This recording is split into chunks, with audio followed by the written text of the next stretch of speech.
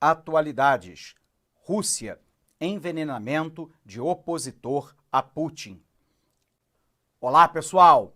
Na nossa aula do dia de hoje, nós vamos tentar entender mais uma acusação que é imputada ao governo de Vladimir Putin na Rússia, agora de envenenamento contra um adversário político e um ativista dentro da Rússia, num regime contra Vladimir Putin, que é Alexei Navalny.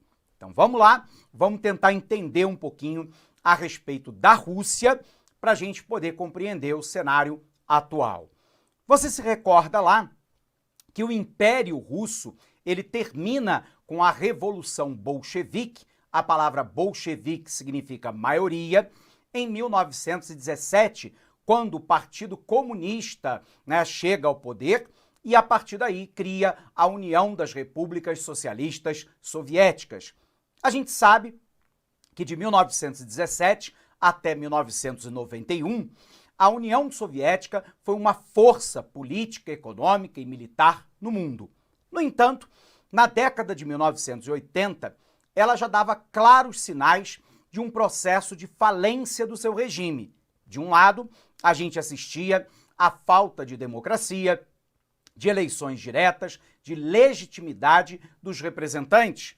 Por outro, um domínio da etnia russa, que é eslava e cristã ortodoxa, em detrimento de outras repúblicas da União Soviética que tinham maioria islâmica.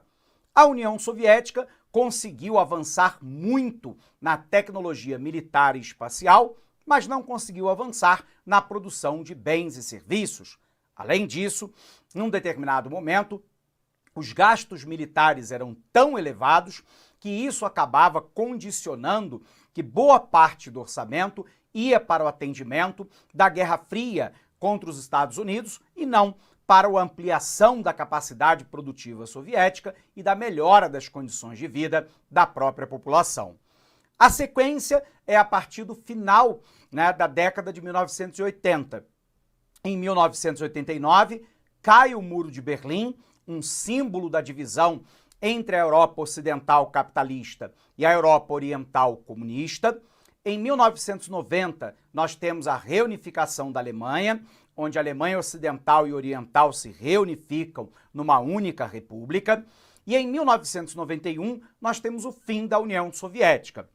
O fim da União Soviética foi precipitado pela decisão dos líderes russos de declararem a emancipação da Rússia, que era a principal república da União Soviética, da própria União. O resultado, então, é que Boris Yeltsin, um líder fraco, diziam alguns até alcoólatra, assume o poder no país e inicia um processo acelerado de desestatização, que inclui privatizações, concessões e autorizações para que a iniciativa privada explorasse determinados segmentos que antes estavam sob o poder público. Em detrimento lá do sistema de aposentadorias e pensões, da educação pública, da saúde pública, houve então um grave desmantelamento da teia de proteção social que era garantida mais ou menos pela União Soviética. O resultado foi o caos. A Rússia mergulha numa grave crise econômica e no ano de 1998, num ataque ao rublo, que é a moeda do país. Dentro desse cenário, é muito comum surgir os chamados salvadores da pátria, O Brasil viu isso, na sua história com Collor, por exemplo, na sua presidência a partir de 91.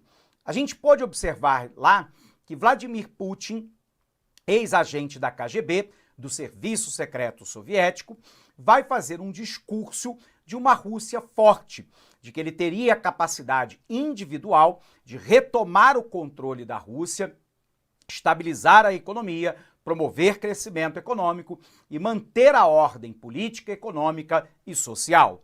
Nesse sentido, a população vota majoritariamente, ele ganha um mandato de 4 anos, depois ganha a reeleição para um outro mandato de 4 anos, e é exatamente ali que ele começa a enveredar para um regime que nós identificamos hoje como protoditatorial. Porque o que é que caracteriza uma democracia? não é simplesmente a alternância no poder. O que caracteriza, né, uma democracia é a alternância do poder, é uma imprensa livre, é poderes independentes fazendo o sistema de freio e contrapeso, é você ter a liberdade de expressão, a liberdade de ir e vir, a liberdade de organização, é o voto direto pelo escrutínio secreto, é, enfim, todas as garantias individuais para o indivíduo e para a sociedade frente ao poder do próprio Estado. A partir do seu segundo mandato como presidente, Vladimir Putin se caracteriza cada vez mais como um protoditador. Ele não podendo concorrer a um terceiro mandato, ele aprova então a eleição de Dmitry Medvedev, né? Dmitry Medvedev fora o seu primeiro-ministro durante, né, o seu mandato na presidência.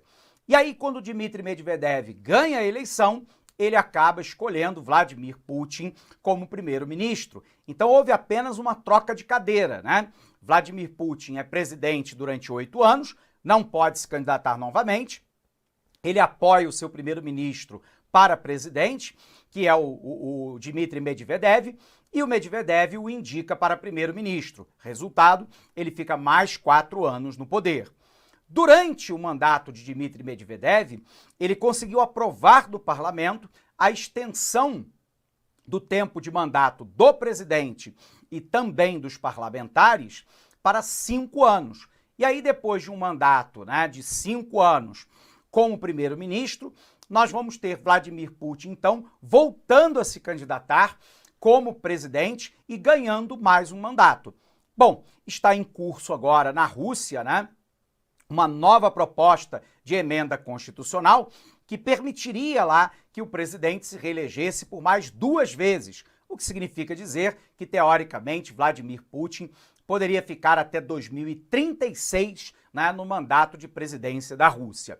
O ponto-chave, no entanto, para caracterizá-lo como um regime protoditatorial não é simplesmente a sua permanência no poder, é que ele tem controlado com mão de ferro o poder judiciário do país, indicando para a Suprema Corte russa apenas aqueles que são partidários das suas ideias, consegue aprovar a maioria das medidas no parlamento, porque tem maioria parlamentar, e ele consegue isso impedindo que os candidatos de oposição consigam se eleger.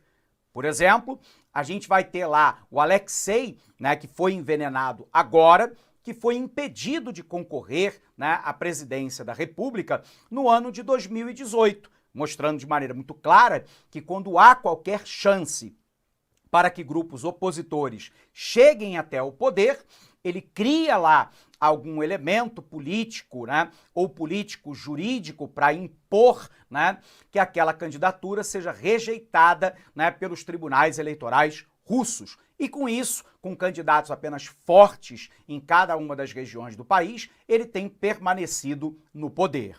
Bom, por um lado, é claro que Vladimir Putin melhorou a economia dentro do país, a situação está melhor do que fora no período imediatamente após o fim da União Soviética, embora todos nós que trabalhamos com economia sabemos que ele está muito calcado em petróleo e gás, que são os 2 grandes produtos de exportação da Rússia. E a gente sabe que nos próximos anos e décadas haverá uma descarbonização da economia. A ideia é que nós venhamos a ser cada vez menos dependentes de hidrocarbonetos fósseis como petróleo e gás natural. E isso ameaça o futuro da própria Rússia, já que não está se criando uma alternativa de desenvolvimento com o dinheiro advindo do petróleo e do gás nos momentos atuais. A gente vai poder perceber que o Alexei Navalny, né, era um líder da oposição, né? E esse líder da oposição, ele vinha crescendo nas pesquisas, chegou lá, né, quase a ganhar a prefeitura de Moscou e se candidataria em 2018 à presidência da República. Ele foi acusado, né, de fazer manifestações contra o governo, uma mídia que hoje é muito controlada pelo poder estatal dentro da Rússia, não há liberdade de expressão, não há liberdade de organização. Foi aprovada uma série de leis, por exemplo, que não permitem qualquer tipo de manifestação homossexual dentro do país, né? Isso foi tipificado como crime dentro da Rússia, da mesma maneira que os órgãos de imprensa são monitorados de perto. Portanto, não há liberdade de expressão, não há liberdade de opinião, não há liberdade de imprensa. E o Alexei Navalny, em poucos momentos antes da eleição, teve a sua candidatura rejeitada, né, pelo Tribunal Eleitoral da Rússia, acusando ele de fazer manifestações de rua e causar, né, dentro da Rússia, movimentos que seriam contra o governo legalmente estabelecido. Bom, não é de hoje que o governo de Vladimir Putin utiliza veneno para poder eliminar, né, os seus adversários políticos. E não foi diferente dessa vez. Alexei Navalny foi contaminado, segundo, né, o relatório dos laboratórios na Alemanha e confirmados também na França e na Bélgica, por uma arma da Guerra Fria criada lá pela União Soviética, né, na década de 1980, início da década de 90, chamado Novichok. O Novichok, ou Novichok, né, ele é um pó, normalmente é utilizado como um pó extremamente fino e altamente tóxico. O cálculo que é feito pelas autoridades da Alemanha é que quando Alexei Navalny estava numa visita à Sibéria, devem ter colocado o pó na maçaneta do seu quarto. E quando ele tocou nessa maçaneta e aspirou, né, parte desse pó, ele então imediatamente, né, foi contaminado. E a partir daí, esse Novichok, ele provoca a parada respiratória, levando então a pessoa à morte. O Alexei Navalny, ele estava num voo, a situação dele de saúde se deteriorou muito rapidamente em pleno voo, o voo foi paralisado em Omsk, né? Lá ele foi atendido pelo Serviço Público de Saúde, e esse Serviço Público de Saúde não atestou que ele tinha sido envenenado. Havia dito apenas que ele tinha uma certa indisposição e que poderia ter algum tipo de intoxicação de ordem alimentar. Ele foi retirado da Rússia e levado para a Alemanha, onde foi identificado por exames de sangue de que, de fato, ele teve contato com a arma química Novichok, tudo bem, que era típica da União Soviética e que hoje é utilizado pela inteligência militar russa, a chamada GRU. Então é mais uma maneira que Vladimir Putin encontra para eliminar um opositor político que pode ganhar dele nas urnas de maneira direta, o que mostra-se, portanto, como um regime claramente proto-ditatorial. Legal? Então vem para cá, vamos tentar entender isso de perto. Então, pessoal, Alexei Navalny se estabeleceu como principal adversário político de Vladimir Putin e agora é também um sobrevivente de um envenenamento com Novichok. Navalny já havia afirmado ter sido vítima de uma primeira tentativa menos grave de envenenamento em 2019, enquanto estava preso. As autoridades, então, garantiram que se tratou de uma reação alérgica. Desta vez, o opositor se sentiu mal quando estava em uma viagem de volta para Moscou. O avião que o levava teve que fazer um pouso de emergência em Omsk devido a uma rápida deterioração do seu estado de saúde. O veneno Novichok, que significa recém-chegado em russo, se aplica a um grupo de agentes químicos produzidos sinteticamente e desenvolvidos originalmente pela União Soviética em um laboratório no Uzbequistão antes da desintegração do bloco socialista em 1991. Agências de inteligência ocidentais acreditam que o Novichok foi transformado em uma arma mortal difícil de se detectar. Ele teria sido usada por agentes do GRU, que é a inteligência militar russa. O veneno teria até sido colocado em maçaneta das portas. Ele foi vítima de um envenenamento em 20 de agosto passado, na Sibéria. Um laboratório alemão concluiu, em 3 de setembro, que ele ingeriu o agente neurotóxico do tipo Novichok, concebido para fins militares na época soviética. Moscou nega que o opositor tenha sido envenenado, Contudo, laboratórios da França e da Suécia, além da Bélgica, confirmaram as conclusões da Alemanha. Como é que funciona, esse agente neurotóxico chamado de Novichok? Ele bloqueia a transmissão de impulsos nervosos e é mais potente do que o gás sarin ou do que o VX. O cérebro, normalmente, envia impulso aos músculos através do sistema nervoso. A mensagem é transmitida das células nervosas para o músculo receptor através do neurotransmissor acetilcolina. E o impulso, então, chega ao músculo.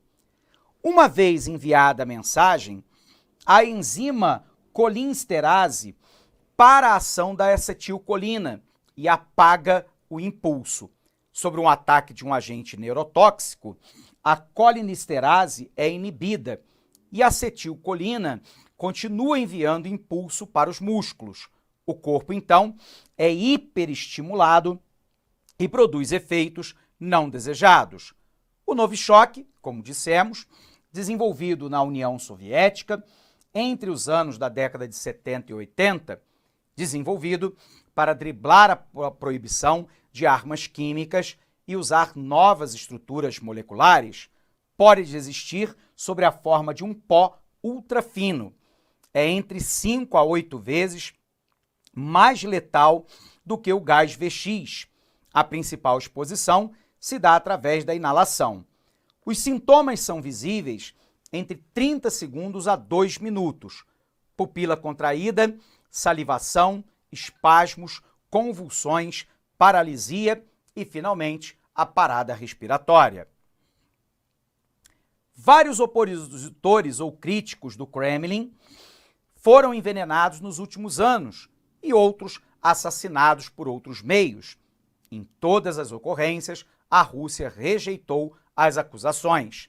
O Novichok já havia sido usado contra o ex-agente duplo russo Sergei Skripal e a sua filha Yulia em 2018 na Inglaterra. Para Londres, a GRU, a inteligência militar russa, é o principal suspeito. Moscou se recusa a abrir uma investigação sobre o caso porque os médicos russos afirmaram não ter identificado qualquer substância tóxica no corpo de Navalny quando ele foi hospitalizado na Sibéria. A Rússia questiona a confiabilidade das análises alemãs, vendo-as como um pretexto para a União Europeia ameaçá-la com novas sanções. Também afirma não ter estoques de Novichok. Observe aqui, que desde 2007, Alexei Navalny se tornou uma pedra no sapato para Vladimir Putin. Em 2007, ele critica a vida de luxo e os contratos de oficiais russos. Entre 2011 e 2012, ele surge como líder da oposição, acusado de nacionalista por seus detratores. Em 2011, acredita que as eleições legislativas são manipuladas. Em 2012, começa as detenções. Detido em várias ocasiões, entre outras causas, acusado de desviar fundos. Em 2013, ele termina em segundo nas eleições municipais de Moscou. Em 2014, é condenado a 3 anos e meio de prisão por, teoricamente, ter fraudado fundos eleitorais. Em 2017, foi proibido de concorrer às eleições presidenciais de 2018. Em 2019, foi condenado a 30 dias de prisão por organizar manifestações em frente à prefeitura de Moscou. E, em julho agora de 2019, foi hospitalizado desde a prisão por uma grave reação alérgica provocado, segundo a sua médica, por componente neurotóxico. Ele nasceu em 4 de junho de 76 e é o principal candidato ao Kremlin. Ele é condenado regularmente a penas curtas. Nos últimos anos, organizou manifestações contra Vladimir Putin. Observe aqui que Putin já alcançou 20 anos no poder. Dentre os fatores, um Estado forte e a melhora do padrão de vida na Rússia, a ameaça aos oligarcas, o fim da eleição direta para governadores, o que lhe garante a indicação de todos os governadores do país, e um processo chamado de tandemocracia, Putin-Medvedev.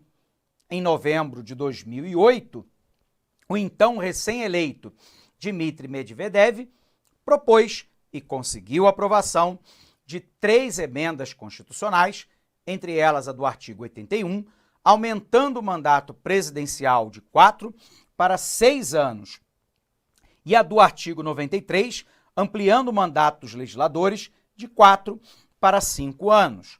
Com a aprovação de uma emenda constitucional agora, em 2020, Putin poderá concorrer a mais 2 mandatos ao final do atual e, no limite, poderá ficar no cargo até 2036.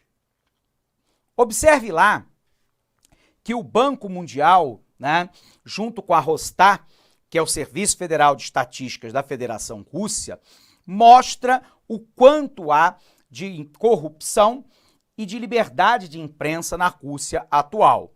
Segundo o grupo, Repórteres Sem Fronteiras, de um total de 139 países, em 2002, a Rússia ocupava a posição 121, caiu para a posição 142, e em 2017, posição 148, se mantendo lá como um dos países de menor liberdade de imprensa em todo o mundo. Lembrando que quanto mais próximo da esquerda, menos livre é a imprensa dentro do país. E, por outro lado, o grupo da Transparência Internacional afirma lá que de um total de 80 países, a Rússia, no ano de 2000, ocupava a posição de número 82, Depois a posição 154 e em 2017, 135 de 180 países. Lembrando que aqui ocorre o inverso, Quanto mais para a direita, menos corrupto. E nesse caso, a Rússia se classificaria claramente como um país muito corrupto e aonde não há a liberdade de imprensa. Aliás, não há liberdade de imprensa, não há liberdade de informação, não há liberdade de organização, não há liberdade para escolher os governadores regionais do país, está se permitindo, através de um parlamento cooptado pelo Vladimir Putin, que ele possa concorrer a eleições pelo menos até 2036. E isso, no entendimento desse professor, caracteriza um regime proto, ou seja, quase ditatorial, para não dizer ditatorial estrito sensu. Legal? Bom, pessoal, encerramos então essa aula por aqui. Um abraço imenso para você e bons estudos!